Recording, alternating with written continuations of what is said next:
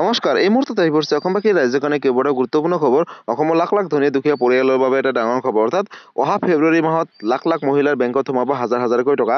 কিন্তু এই টকা কোনে কোনে লাভ কৰিব, কেনেকৈ লাভ কৰিব, সবিশেষ জানিব। আৰু অৰুণোদয় আঁচনি 3.0 কেনেকৈ আবেদন কৰিব, ক'ত ফৰ্ম পাব, সবিশেষ জানিব। আৰু ৰেচন কাৰ্ডক লৈ মুখ্যমন্ত্ৰী ডক্টৰ হিমন্ত বিশ্ব শৰ্মাই কৰিলে বৃহৎ ঘোষণা। আৰু যিসকল মহিলাই বা পুৰুষে PM কিষাণ যোজনাৰ বাবে আবেদন কৰিছিলে তেওঁলোকলৈ 4,000 টকাকৈ দিব 19 নং কিস্তিত, সবিশেষ জানক। আৰু আজি মুখ্যমন্ত্ৰী ডক্টৰ হিমন্ত বিশ্ব শৰ্মাই ঘোষণা কৰিলে 5টাকৈ নতুন আঁচনি, আৰু এই আঁচনিসমূহ কেনেকৈ আবেদন কৰিব, ক'ত কৰিব, সবিশেষ জানিব এইটো ভিডিঅ'ৰ মাধ্যমত। গতিকে ভিডিঅ'টো সম্পূৰ্ণ চাওক আৰু ভালদৰে বুজি লওক। তো বলক ভিডিঅ'টো আৰম্ভ কৰোঁ। আৰু আজি প্ৰথমটো খবৰ হৈছে ৰাজ্যবাসীৰ বাবে এটা ডাঙৰ খবৰ, অৰ্থাৎ লাখ লাখ দুখীয়া দৰিদ্ৰ আৰু মধ্যবিত্ত পৰিয়ালৰ বাবে এটা ডাঙৰ খবৰ।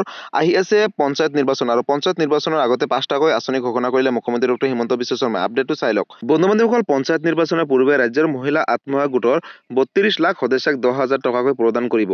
আৰু এই ধনৰাশি প্ৰতিগৰাকী মহিলাই যাতে ডিচেম্বৰ মাহৰ ভিতৰতে পায় সেয়া নিশ্চিত কৰিবলৈ মুখ্যমন্ত্ৰী ডক্টৰ হিমন্ত বিশ্ব শৰ্মাই নিৰ্দেশ জাৰি কৰিছে। শেহতীয়াকৈ মুখ্যমন্ত্ৰীগৰাকীয়ে ঘোষণা কৰিছে যে 2024 বৰ্ষৰ মেধা সন্মান চৰকাৰে প্ৰাপ্য সকলোকে প্ৰদান কৰিব। 2025 চনৰ ফেব্ৰুৱাৰী মাহৰ ভিতৰত বাণীকান্ত কাকতি মেধা বঁটা প্ৰাপ্তসকলক 48,673 গৰাকীয়ে লাভ কৰিব স্কুটাৰ। আৰু আনন্দৰাম বঁটা প্ৰাপ্তসকলক 26,969 গৰাকী যোগ্য বিবেচিত শিক্ষাৰ্থীসকলৰ মাজত 34.38 কোটি টকাৰ সামগ্ৰী বিতৰণ কৰা হ'ব বুলি ইতিমধ্যে চৰকাৰে ঘোষণা কৰিছে। আৰু এই টকাসমূহ পঞ্চায়ত নিৰ্বাচনৰ পূৰ্বে বিতৰণ কৰা হ'ব বুলি ঘোষণা কৰিছে। অৰ্থাৎ লাখ লাখ দুখীয়া দৰিদ্ৰ আৰু মধ্যবিত্ত পৰিয়ালৰ বাবে এটা ডাঙৰ খবৰ। মুখ্যমন্ত্ৰী ডক্টৰ হিমন্ত বিশ্ব শৰ্মাই পঞ্চায়ত নিৰ্বাচনৰ পূৰ্বে কেইবাটাও আঁচনি ঘোষণা কৰিছে। আৰু আগলৈ চাওক কি কি ঘোষণা কৰিছে। গ্ৰাম অঞ্চলৰ মহিলাসকলৰ ওচৰ চাপিবলৈ চৰকাৰে শেহতীয়াকৈ মাইক্ৰ ফাইনেন্স ঋণ ৰেহাইৰ বাবে 500 কোটি টকাৰ প্ৰস্তাৱ লৈছিল। উক্ত পুঁজি ঋণ ৰেহাইৰ বাবে পঞ্চায়ত নিৰ্বাচনৰ পূৰ্বে বিতৰণ কৰাৰ পৰিকল্পনা কৰিছে বিজেপি চৰকাৰে, অৰ্থাৎ ৰাজ্য চৰকাৰে। আৰু 2023 আৰু 24 বৰ্ষৰ জুন জুলাই মাহত বানাক্ৰান্ত কেইবা হাজাৰ পৰিয়ালে চৰকাৰী নিয়ম অনুসৰি ক্ষতিপূৰণৰ বাবে আবেদন কৰিছিল। সেই সকলোকে আবেদনকাৰীক ডিচেম্বৰ নহ'লে জানুৱাৰী মাহত প্ৰাপ্ত ক্ষতিপূৰণ কেন্দ্ৰীয় চৰকাৰৰ তৰফৰ পৰা প্ৰদান কৰা হ'ব বুলি মুখ্যমন্ত্ৰী ডক্টৰ হিমন্ত বিশ্ব শৰ্মাই ইতিমধ্যে নিশ্চিত কৰিছে। অৰ্থাৎ লাখ লাখ দুখীয়া দৰিদ্ৰ পৰিয়ালৰ বাবে এটা ডাঙৰ খবৰ।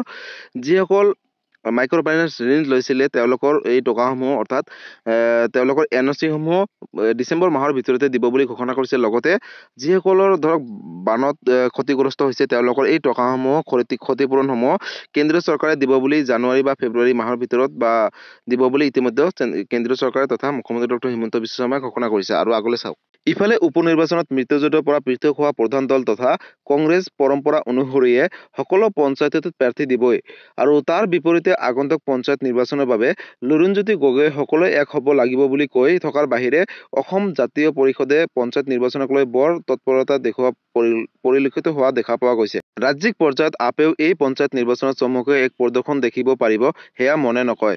এনে পৰিস্থিতিত সাহসী বিজেপিয়ে পঞ্চায়ত নিৰ্বাচনৰ আধিপত্য বিস্তাৰ কৰাৰ সম্ভাৱনা অধিক। অৱশ্য ৰাজ্যত যি দলৰ চৰকাৰে থাকে পঞ্চায়ত নিৰ্বাচনৰ ফলাফল সেই দলৰ সপক্ষে যায় বুলি এটা ৰাজনৈতিক পৰম্পৰাও নথকা নহয়।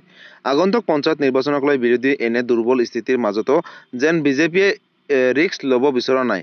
পঞ্চায়ত নিৰ্বাচনক লক্ষ্য কৰিয়ে আগন্তুক ডিচেম্বৰৰ পৰা ফেব্ৰুৱাৰীৰ প্ৰথম সপ্তাহৰ ভিতৰত মুখ্যমন্ত্ৰী ডক্টৰ হিমন্ত বিশ্ব শৰ্মাই 2024 আৰু 25 বৰ্ষৰ বাজেটত ঘোষণা কৰা 12খন আঁচনিৰ কাম সম্পূৰ্ণ কৰাত গুৰুত্ব দিছে।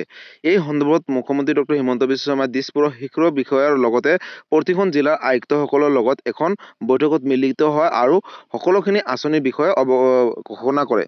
গ্ৰাম অঞ্চলৰ প্ৰত্যেককে সন্তুষ্ট কৰিবলৈ মুখ্যমন্ত্ৰী ডক্টৰ হিমন্ত বিশ্ব শৰ্মাৰ চৰকাৰৰ বদ্ধপৰিকৰ।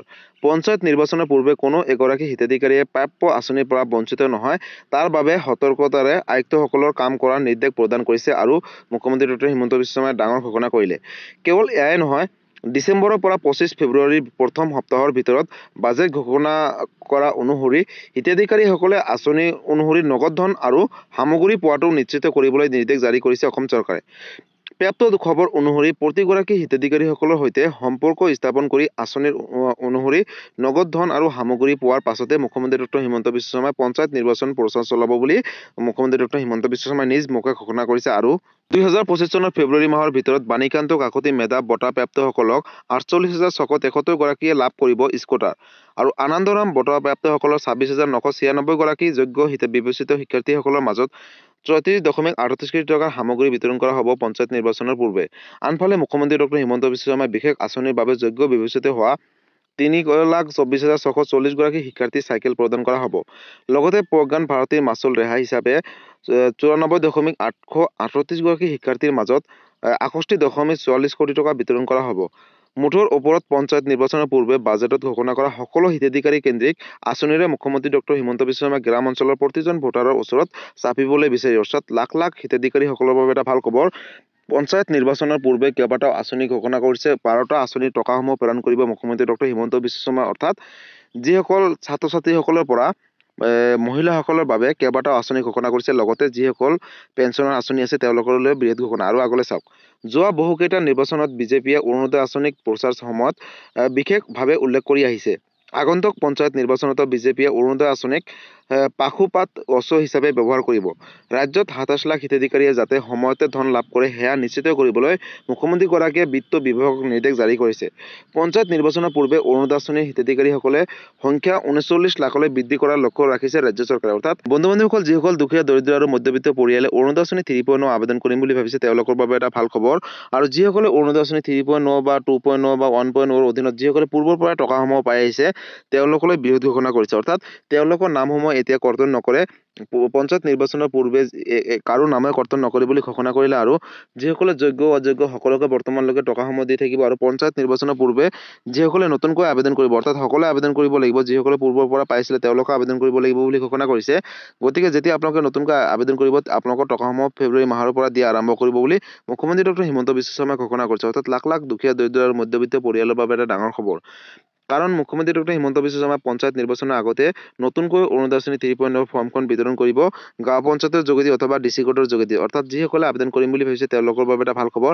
আৰু যেতিয়া ফৰ্মখন বিতৰণ কৰে লগালগ মই এটা ভিডিঅ' বনাই আপোনালোকৰ মাজলৈ শ্বেয়াৰ কৰিম। আপোনালোকে সেই ভিডিঅ'সমূহ চাই ল'ব। আৰু আগলৈ চাওক কি মন্তব্য কৰিছে। ইফালে লক্ষণীয়ভাৱে পূজা, বিহু, ৰাস আদি সকলো কমিটিক বিত্তীয় সাহায্য প্ৰদান কৰি আহিছে মুখ্যমন্ত্ৰী ডক্টৰ হিমন্ত বিশ্ব শৰ্মাৰ নেতৃত্বাধীন চৰকাৰে। হিতাধিকাৰীসকলৰ মাজত যাতে ধনৰ অভাৱ নহয় তাৰো ব্যৱস্থা গ্ৰহণ কৰা হৈছে। চৰকাৰে চলিত বৰ্ষত সৰ্বমুঠ 29,000 কোটি টকা ঋণ ল'বলৈ প্ৰস্তাৱ গ্ৰহণ কৰিছে। মুঠৰ ওপৰত আগন্তুক পঞ্চায়ত নিৰ্বাচনৰ ফলাফল নিজৰ ফালে ঢাল খুৱাবলৈ বিজেপিয়ে চৰকাৰে সকলো প্ৰকাৰে চেষ্টা চলাইছে। নিৰ্বাচনৰ পূৰ্বে সকলো হিতাধিকাৰীক সন্তুষ্ট কৰি বৈতৰণি পাৰ হোৱাৰ পৰিকল্পনা কৰা হিমন্ত বিশ্ব শৰ্মাৰ নেতৃত্বাধীন অসম চৰকাৰে আৰু বিজেপি দল কিমান সফল হয় সেয়া সময়ে ক'ব। কিন্তু পঞ্চায়ত নিৰ্বাচনৰ পূৰ্বে ধন ধাৰ লৈ হ'লেও ৰাজ্যত আঁচনিসমূহৰ ধন দিবলৈ মুখ্যমন্ত্ৰী ডক্টৰ হিমন্ত বিশ্ব শৰ্মা 100% প্ৰস্তুতি চলাইছে। অৰ্থাৎ লাখ লাখ দুখীয়া দৰিদ্ৰ পৰিয়ালৰ বাবে এটা ভাল খবৰ। আপোনালোকে যদিহে পঞ্চায়ত নিৰ্বাচনৰ পূৰ্বে অৰুণোদয় আঁচনি আবেদন কৰিম বুলি ভাবিছে বা মাইক্ৰ' ফাইনেন্সৰ ঋণ NSE-খন বিচাৰিছে তেনেহ'লে আপোনালোকে নতুনকৈ 12খন আঁচনিৰ টকাসমূহ প্ৰেৰণ কৰিব। লগতে মাইক্ৰ' ফাইনেন্সৰ ঋণৰ টকাসমূহ ঘূৰাই দিব বুলি ঘোষণা কৰিছে। আৰু অৰুণোদয় আঁচনিৰ পৰা আত্মসহায়ক গোটলৈ ভাল খবৰ দিলে মুখ্যমন্ত্ৰী ডক্টৰ হিমন্ত বিশ্ব শৰ্মা। অৰ্থাৎ লাখ লাখ দুখীয়া দৰিদ্ৰ পৰিয়াল আৰু মধ্যবিত্ত পৰিয়ালৰ বাবে মুখ্যমন্ত্ৰী ডক্টৰ হিমন্ত বিশ্ব শৰ্মাই এটা ডাঙৰ ঘোষণা কৰিলে। আৰু আজি পৰৱৰ্তী খবৰটো হৈছে ৰাজ্যবাসীৰ বাবে আন এটা ডাঙৰ খবৰ। অৰ্থাৎ PM কিষাণ যোজনা 19 নং কিস্তি ধনক লৈ। বন্ধু-বান্ধৱীসকল, 19 নং কিস্তি ধন কেতিয়া দিব আৰু কোনে 4,000 টকাকৈ লাভ কৰিব সবিশেষ জানিব। আৰু 19 নং কিস্তি ধনক লৈ মুখ্যমন্ত্ৰী ডক্টৰ হিমন্ত বিশ্ব শৰ্মাই কৰিলে বৃহৎ ঘোষণা। অৰ্থাৎ লাখ লাখ দুখীয়া দৰিদ্ৰ পৰিয়ালৰ বাবে এটা ভাল খবৰ। অৰ্থাৎ কৃষকৰ বাবে ভাল খবৰ।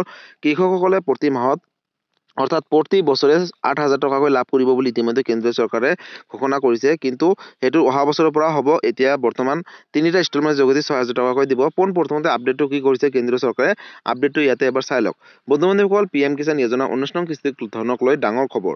শীঘ্ৰেই কৰি লওক EKYC অন্যথা নাপাব 19 নং কিস্তি ধন। অৰ্থাৎ লাখ লাখ কৃষকৰ বাবে এটা ডাঙৰ খবৰ। EKYC কৰাটো বাধ্যতামূলক কৰিছে চৰকাৰে। PM কিষাণ সন্মান নিধিক লৈ আহি গ'ল এটা ডাঙৰ খবৰ। অৰ্থাৎ লাখ লাখ কৃষকৰ বাবে এটা ডাঙৰ খবৰ।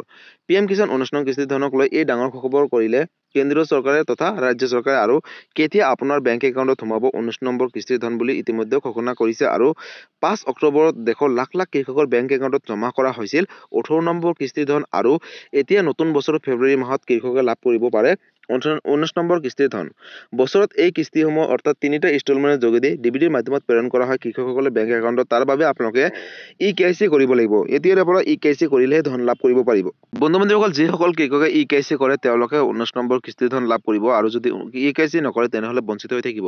হিতাধিকাৰীসকলৰ একাউণ্টত পোনপটীয়াকৈ সোমাব DBTৰ মাধ্যমত এই টকাসমূহ। আৰু ধন মোকলাই দিয়াৰ পূৰ্বে আপডেট কৰিব লাগিব আপোনালোকৰ বেংক একাউণ্ট। আৰু অতি শীঘ্ৰে এইখিনি কাম কৰি লওক। এই ধন পাবলৈ আপোনালোকে কৰিব লাগিব বিশেষ কেইটামান কাম, আৰু অন্যথা আপুনি যদি কামসমূহ নকৰে তেনেহ'লে কৃষক সন্মান নিধি যোজনাৰ অধীনত 19 নম্বৰ কৃষি ধনসমূহ লাভ নকৰিব।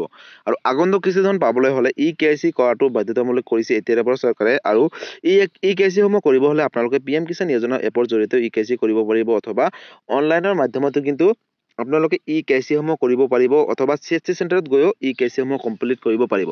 বন্ধু বান্ধৱীসকল, যিসকলে KYC কৰিব তেওঁলোকে এই ধনসমূহ লাভ কৰিব। আৰু KYC সম্পূৰ্ণ কৰিবলৈ সকলো কৃষকৰ মাজলৈ আহ্বান জনাইছে কেন্দ্ৰীয় চৰকাৰ, অৰ্থাৎ লাখ লাখ কৃষকৰ বাবে এটা ডাঙৰ খবৰ। বন্ধু বান্ধৱীসকল, যদি আপুনি এজন কৃষক হয় তেনেহ'লে আপোনালোকে 19 নম্বৰ কিস্তি ধন পাবলৈ হ'লে KYC কৰাটো বাধ্যতামূলক। তাৰ লগতে আপোনালোকে বেংক একাউণ্টৰ লগত আধাৰ কাৰ্ডটো লিংক কৰিব, আৰু কাৰণ এই টকাসমূহ DBTৰ মাধ্যমত প্ৰেৰণ কৰা হয়। আৰু কোনে কোনে 4,000 টকাকৈ লাভ কৰিব। চাওক বন্ধু বান্ধৱীসকল, যিসকল কৃষকে পূৰ্বৰ কিস্তিৰ ধনৰ পৰা বঞ্চিত হৈছে, অৰ্থাৎ 18 নং কিস্তি ধনৰ পৰা বঞ্চিত হৈছে, তেওঁলোকে যদি KYC সমূহ কমপ্লিট কৰে লগতে বেংকৰ লগত আধাৰ কাৰ্ড লিংক কৰে তেনেহ'লে তেওঁলোকক 18 নম্বৰ কিস্তি ধন আৰু 19 নম্বৰ কিস্তি ধন দুটা মিলি একেলগে 19 নং কিস্তি ধনৰ লগত 4,000 টকাকৈ দিব বুলি ইতিমধ্যে নৰেন্দ্ৰ মোদী ডাঙৰীয়া তথা কেন্দ্ৰীয় চৰকাৰে ঘোষণা কৰিছে, অৰ্থাৎ লাখ লাখ কৃষকৰ বাবে এটা ভাল খবৰ। বন্ধু বান্ধৱীসকল, আপোনালোকে আগন্তুক কিস্তি ধন পাবলৈ হ'লে নিজৰ বেংকৰ লগত আধাৰ কাৰ্ডটো লিংক ৰাখক, KYC সমূহ আপডেট দিয়ক, মাটি জমাবন্দীখিনি আপডেট দিয়ক, আৰু এই সবিশেষ কৰিলেহে আপোনালোকে আহিবলগীয়া 19 নং কিস্তি ধন লাভ কৰিব। লাখ লাখ কৃষকৰ বাবে এটা ডাঙৰ খবৰ। গতিকে বন্ধু বান্ধৱীসকল, PM কিষাণ যোজনাক লৈ এইটো এটা ডাঙৰ আপডেট আছিলে। যদি PM কিষাণ সন্মান নিধি যোজনাক লৈ কিবা সুধিবলগীয়া বা জানিবলগীয়া আছে আপোনালোকে মোক কমেণ্ট কৰি জনাব, মই নিশ্চয় ৰিপ্লাই দিবলৈ চেষ্টা কৰিম। গতিকে বন্ধু বান্ধৱীসকল, আজি আছিলে এইটো এটা ইনফৰ্মেটিভ ভিডিঅ' আৰু গুৰুত্বপূৰ্ণ খবৰ।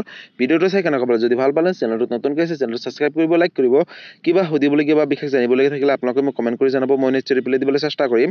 আৰু এই ভিডিঅ'টো আপোনালোকে সকলোৰে মাজলৈ শ্বেয়াৰ কৰি দিব। আৰু যদি ফেচবুক পেজৰ পৰা চাই আছে তেনেহ'লে ফেচবুক পেজটো ফ'ল' কৰিবলৈ নাপাহৰিব, আৰু ফেচবুক পেজৰ পৰা সকলোৰে মাজলৈ শ্বেয়াৰ কৰি দিব। ধন্যবাদ। জয় আই অসম।